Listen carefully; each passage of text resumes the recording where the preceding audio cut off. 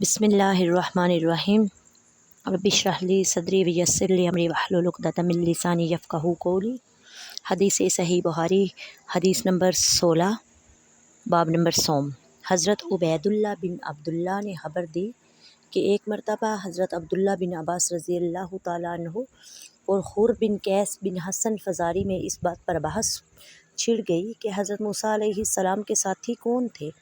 ابن عباس رضی اللہ تعالیٰ عنہ نے فرمایا وہ خضر علیہ السلام تھے۔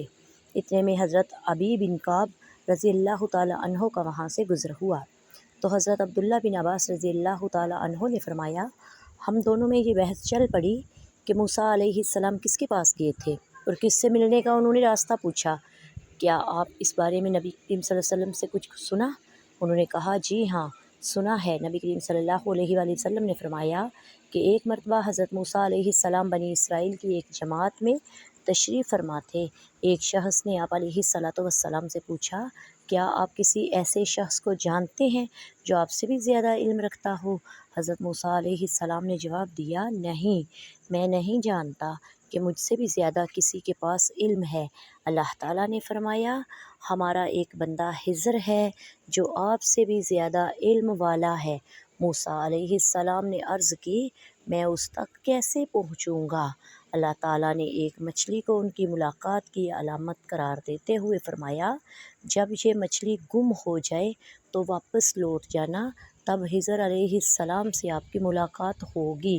خیر موسیٰ علیہ السلام اپنے ساتھی یوشع بن نون کو لیے سمندر میں مچھلی کی جگہ تلاش کرتے جا رہے تھے تو یوشع نے کہا میں آپ کو مچھلی کا قصہ سنانا بھول گیا، دراصل شیطان نے مجھے بلا دیا تھا، وہ تو فلاں چٹان کے پاس سمندر میں چلی گئی تھی۔ موسیٰ علیہ السلام نے فرمایا ہمیں اسی جگہ کی تلاش تو تھی، لہٰذا دونوں واپس پلٹے اور اسی مچھلی والی جگہ حضرت خضر علیہ السلام سے ملاقات ہو گئی، اور اس کے بعد تفصیلی قصہ وہی ہے جو اللہ تعالیٰ نے قرآن پاک میں بیان کیا ہے۔ وما علینا الا البلاغ المبین۔ السلام علیکم ورحمۃ اللہ وبرکاتہ۔